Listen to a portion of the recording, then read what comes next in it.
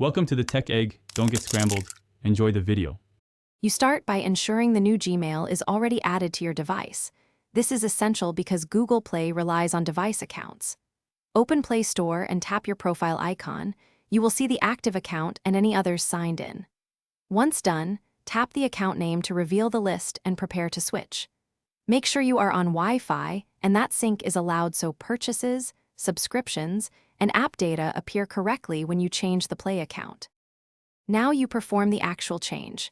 Tap the profile icon, then the small down arrow next to the email to open the account picker, and select the Gmail you want associated with Google Play.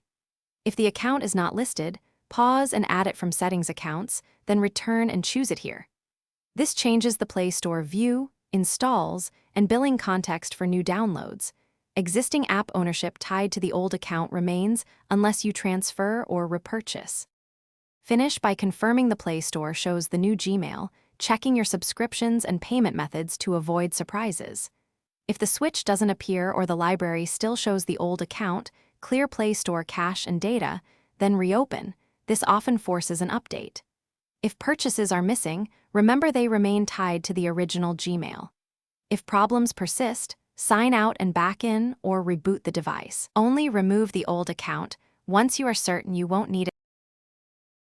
Thanks for watching. Consider subscribing if I helped unscramble your problems.